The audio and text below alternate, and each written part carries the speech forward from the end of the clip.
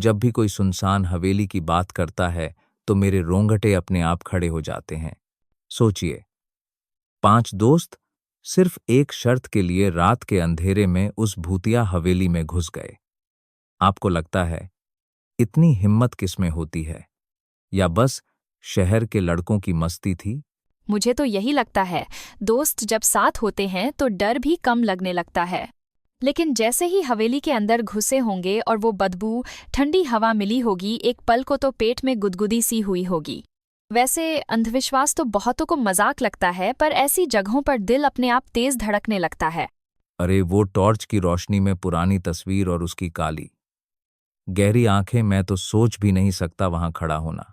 राहुल की हालत देखो, डर के मारे कबूल ही कर गया कि अब और नहीं। वैसे आपके साथ कभी ऐसा हुआ है जब दोस्ती में घुस गए हों मुसीबत में? हाँ, कितनी बार। एक बार तो हमने भी स्कूल के बाद एक पुराने मकान में घुसने की कोशिश की थी। अंदर जाकर दरवाजा ही जाम हो गया। लेकिन उस हवेली की सिहरन, उसकी सच्चाई से तो हमारी शरारतें कहीं नहीं ठहरती। वैसे जैसे जैसे वो गलियारे में बढ़े, हर कमरे में कोई ना कोई डरावनी चीज थी। टूटी गुड़िया, जंग लगा झूला।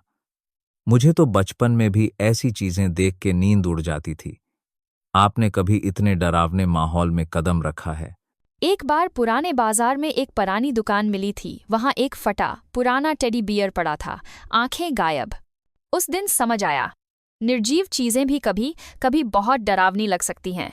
लेकिन उस हवेली के कमरों में तो जैसे भूतों की स्मृति बसी थी, हर चीज बोलती सी। ये सच है।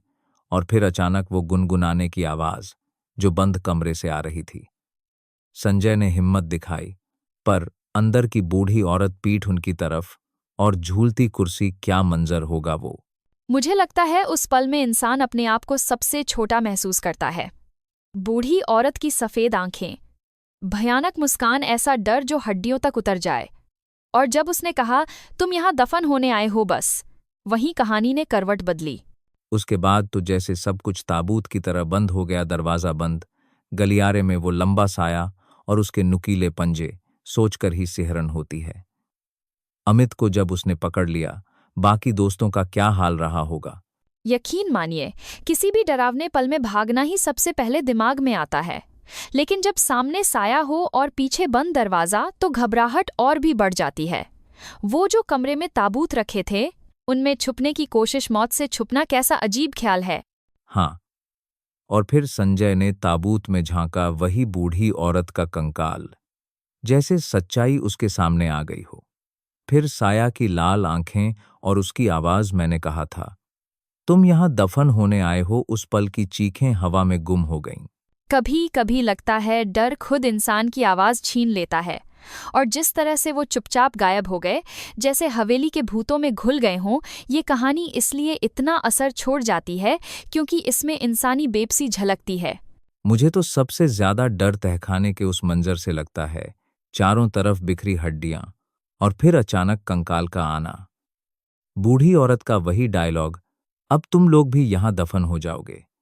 ऐसी बात सुनकर कौन न कांपेगा? सोचिए, जिनकी कहानियां एक दिन लोग सुनाते थे, वे अब हवेली के रहस्य बन गए। अगले दिन गांव वाले भी बस हवेली से आती हंसी और गुनगुनाहट सुन सके। किसी ने अंदर झांकने की हिम्मत ही नहीं की। गलती से भी कोई उस हवेली में नहीं जाना चाहेगा अब, कहते हैं। उन 5 की आत्माएं अब भी वहां घूमती हैं। उनकी कहानियां हवाओं में तैरती रहती हैं। यही तो है डरावनी कहानियों का असली जादू, जो हमें रातों को जगाए रखता है। अजीब बात है, डर जितना हमें दूर भगाता है, उतना ही हम उसमें खिंच भी जाते हैं। शायद इसलिए ऐसी कहानियां कभी खत्म नहीं होती। हर रात, हर हवेली में कोई न कोई दफन रात जाग उठता है।